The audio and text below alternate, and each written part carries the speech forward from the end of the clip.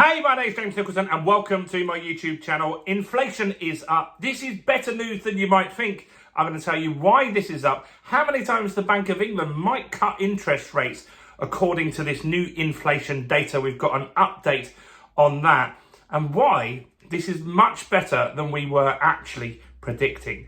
So I'm going to talk about that and more in this video. So before we jump into this, if you haven't done already, subscribe to the channel over there and hit the bell notification. We got all the latest property news. We talk property strategy. We talk investing on this channel. That's a great reason to subscribe. And while you're here, smash like, tickle like, do something to that like button. Take you 1 second to do that. And that really helps with the YouTube algorithm. It helps the channel grow.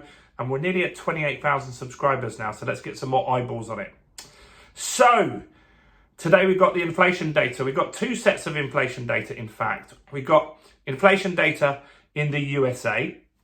And that was actually quite positive. The analysts in the US expected inflation at 3%. It was 2.9%. So it was actually slightly better than they were expecting.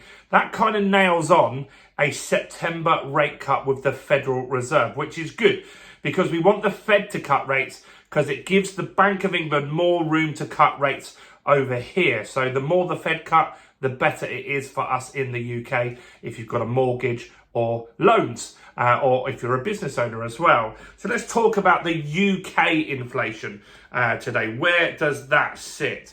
Well, the inflation unfortunately went up. And so we were at 2% for the last few months, weren't we? Which was great. That's the target. We've gone up to 2.2%. Now, why is this better than expected? Well, lots of people thought that the inflation this month would hit 2.3%. And why inflation's gone up is the rolling average. So inflation is a 12-month rolling. And this time last year, we had some big drops in energy costs. Now they've come off of that and energy has gone up a little bit. So that has put the figure back up, but it's 2.2% rather than 2.3%. Now, some analysts, well, the Bank of England, let's just talk about that. The Bank of England saying that by the end of 2024, inflation will hit 2.75%. Some analysts now, because of this data today and what they're seeing going on around the world with energy costs and stuff like that, have revised downward. They feel that the UK might actually scrape through at 2.5%, which is a lot better than the Bank of England's forecasting. Obviously, time will tell. We'll see what happens. But this is better than we were expecting. It's still not great news that inflation has gone up. So gas and electric is a big driver in this increased inflation, but it is down. What else have we got to talk about here? Now, rate cuts. That's what we want to talk about. So now the markets are pleased with this data. And so the belief is there was a 35% chance that the Bank of England would cut rates this coming September. That's been revised up to 45%.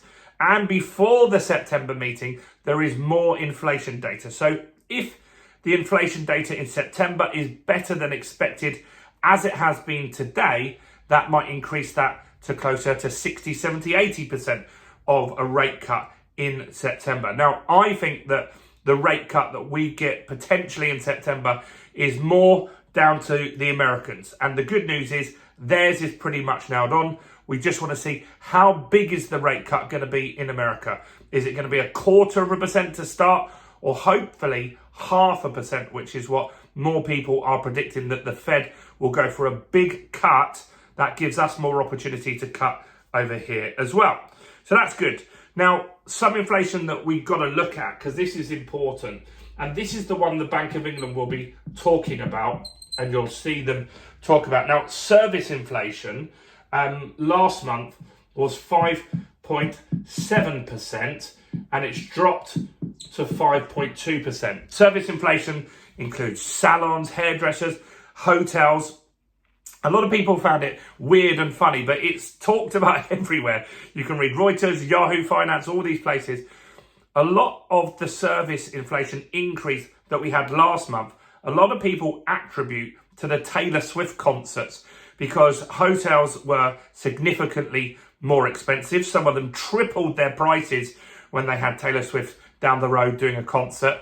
And that did lead to an influx. In fact, a Taylor Swift concert or a few days of concerts actually increased the UK economy by $1 billion.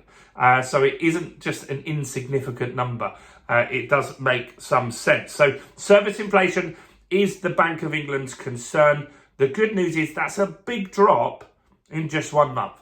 And hotel prices have dropped significantly since we had that Taylor Swift stuff going on. That's good news. So service inflation is down. The Bank of England are definitely going to talk about that. Core inflation, that's another thing that we want to look at.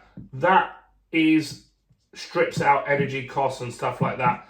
That was 3.5%, and that has gone down to 3.3%. So that is moving in the right direction. The volatile stuff that goes in the CPI data, look, we can't control that. So I just feel the Bank of England should carry on. If they feel they should cut rates, they should do that. I can't control the price of gas or electric. Neither can you. We just have to consume what we use, right? And that's important to understand. So look, rate cuts are likely now. A lot of people feel that the bank will go. So the Bank of England rate at the moment, let's talk about that. That stands at 5%. And so the markets, what they're pricing in. So we've had 0.25% drop, didn't we, last month? The markets are saying that by the end of this year, by the end of 2024, there will be 2 cuts and we'll be at 4.5%. Now, does that impact mortgage rates? Not necessarily.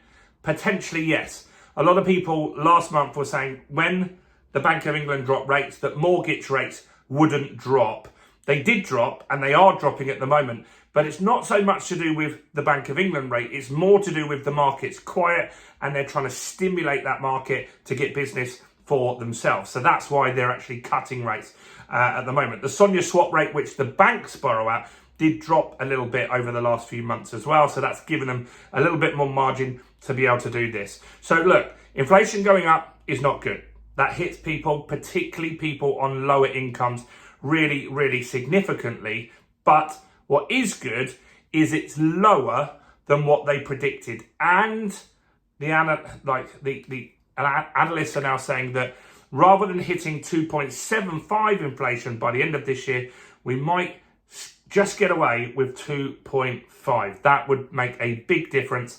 It will mean people will be less hurt by price rises, and it will mean more likely that we'll get some more interest rate cuts, which is what we want to see. It's also good that the American inflation data was lower than the predictions as well.